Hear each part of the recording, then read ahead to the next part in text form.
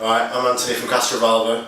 Today we're going to go through all my bass stuff, see what makes the albums tick, what makes all that awful noise, and just go through some questions and gear.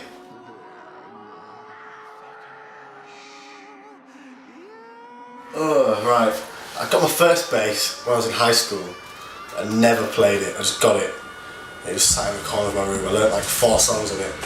Just plonked around, didn't really do anything interesting. I just thought, I liked the idea of bass, but I just could never be asked playing it.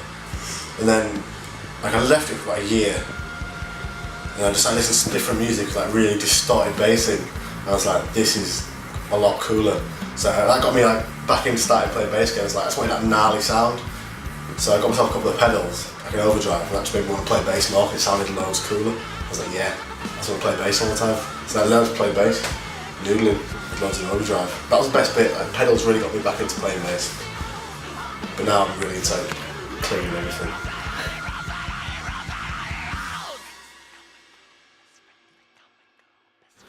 Well, there's a lot of, there was a lot of like old funk musicians that used to do loads, like Larry Graham had this old like LP, and it was like from the 70s, but all the bass lines was really distorted and like slamming, like really simple lines like boom, dun, dun, but it was like, it made me realise that you don't have to just go like playing all that crazy stuff. You can just hit something really hard and solid and just like, that really got me into like the groovy playing. I was like, yeah, I don't need to noodle. So Larry Graham, like Rage Against the Machine, all the bass lines and that stuff's amazing. And like Juan, who plays for the Mars Volta, that guy just do some crazy stuff with effects, and just his playing is so solid. It's just amazing. So I reckon. But then like I listen to a lot of crazy stuff, so I reckon I listen to a lot of bass lines and hip hop. I like so those real smooth, repetitive bass lines. So when I'm listening, when I'm getting ideas and listening to, I usually listen to a lot of crazy hip hop because they have like, you'll find loads of weird synthy bass lines. I think those big heavy synths are the best things that get me inspired. I listen to a lot of old production and just stuff like that, anything really. Or even like guitar lines, and weird effects and anything. Loads of keyboard music as well, because I use all the crazy effects, so anything that gets me inspired for bass.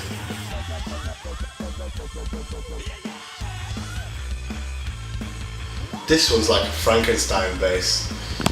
It's got the neck's from an old 80s like Fender jazz bass, which is from the 80s, I think 86 something, but it was a reissue of a 1975 jazz, so the neck's really thin, like front to back it's just so much thinner than a normal jazz, and like everywhere's just thinner, really easy and quick to play. So I got that off there, I was like, I need that. So then the body is just, this one's really heavy and big. It's based on like an Ibanez Jet King like guitar. I saw the body of those, I was like, yeah, it just looked cool. But then the pickups in this one are like a couple of, well this, yeah, it's like a Frankenstein bass. These pickups came out of an old American made Peavey T40 bass, which I played it at Reading and Leeds and kind of broke it a bit. So I just took the pickups out and got them put in this body, and they're just so hefty. It's real cool. So I got those wired into this, but then there's pretty similar themes on all the basses. Hefty pickups, they both look like this. I've got the badass bridge, Leo Kwan, put on every bass I play. Get the badass bridge on, badass 2, direct replacement to Fender bridge. It's just I don't know. People say they don't do anything, but I think like everything feels more solid. They're really heavy as well, so they add sustain, everything. They're just cool. So that's it. I always use the same Ernie Ball strings. Hefty pickups, Jet King look. This one's white. Yeah, got the block inlays, rosewood board. Gotta have a white binding, make it real vintage looking. I like a real vintage looking bass. So it looks like it's been found in like a pawn shop, like 1960s mum and dad shop, like rotting away in the corner. Like, I just wanted that, but with massive, hefty sounds. Always passive and don't play active basses. Just like it's simple. This one's got two volume controls, one for each pickup and a tone for both. It's real simple. I like simple basses, so I can bash it about.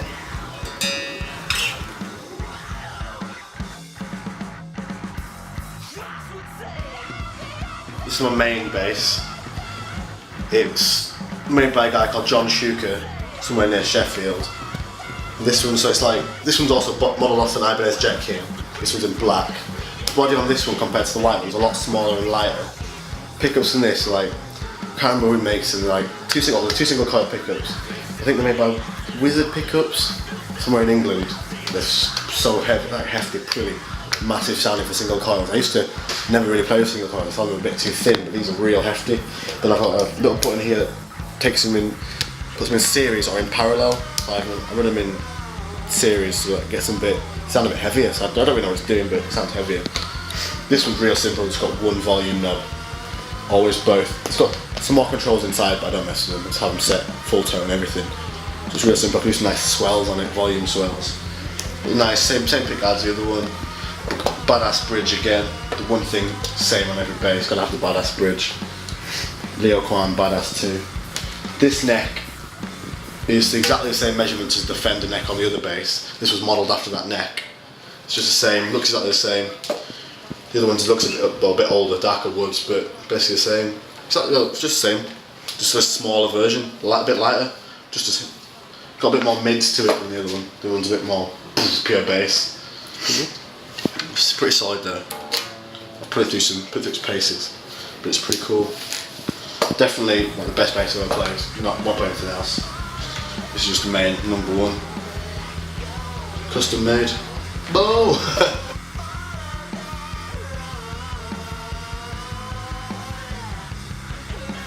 Basses. One of my friends always try to get me to play like crazy basses. Like he plays all these Spectres and stuff. I just like a simple bass, man. If I didn't play these, I'd just be playing a Fender. I got my Fender Jazz. That was the best. Like, it's still in my back room. The best bass I've ever played. Well, it's in pieces with the necks on this. It was the best neck I'd ever used. But like Fender, like just simple basses. People go around with these crazy basses, wild woods, 95 strings, all this kind of talk, and I'm just like. Yeah, Leo Fender did it right. P bass, jazz bass, I like them. I just think they're sick. Like G&L bass as well. There's like G&L, I think it's the Asat or the L2000. They're sick basses. I just like them simple, like a simple vintage bass.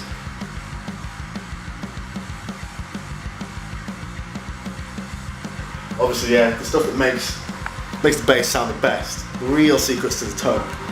Obviously, Parappa the Rapper, this little guy. You know, got one of these on your board, you're going to sound good. Parappa the Rapper, this little weird twerp dude, lobster roll. Gotta have these guys, they make everything sound better. Got my bass hat, got double bass hats. One there, one here. Gotta have the two bass hats. That's the real secret. If you don't have this stuff, your band's going to sound worse. It's the little trinkets, man. You need the little, like, good luck charms. You need the weird. Could have Drew's face down here. If you don't have Drew looking over you while you're playing, you know, you're not going to sound good. So what else have I got? Hats. There's hats everywhere, man. Hats all over my gear. Just hats. I live a life surrounded by hats. Gotta have the Boglin. He's always there. His little eyes. Gotta have him. You know, otherwise you're gonna sound rubbish.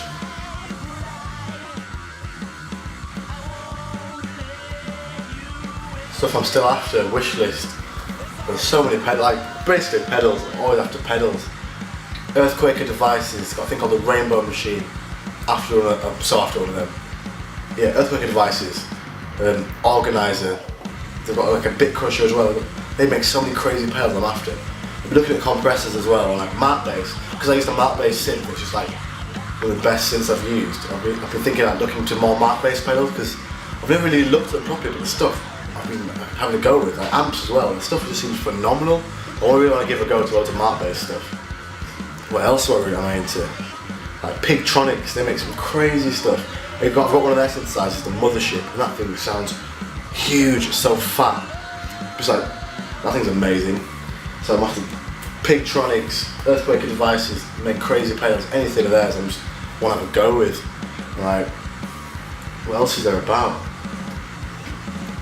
Source Audio, they're making some crazy stuff at the moment. They've got all their pedals like really, you can change so many parameters. They've got like a whole back page menu in the Pro Edition of the pedals. You can change everything. You can like sync them up to MIDI. You can do all sorts of crazy LFO stuff. It's wild stuff, man. But then like Boss have been making some solid stuff.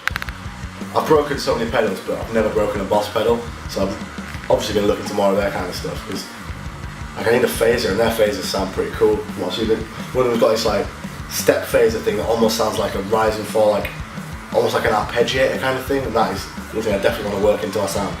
So Boss have got some cool like stuff. And obviously Orange, so I've got the bass Terror, got the 500 watt, definitely gunning for the 1000 watt. But that's like the best amp I've ever played through. It's so loud, solid. It's just, because we like, it's definitely like stood up to like its thing. Orange man, Terror bass, this thing. It's just the best bass amp I've ever used.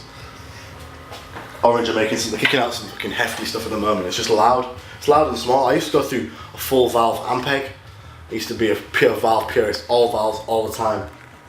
That's like solid state. Got a couple of preamp valves in it. I was like, whoa, this sounds huge. It sounds loud. Why was I carrying on a lot of the stuff? I mean, I love my Ampeg. Don't get me wrong.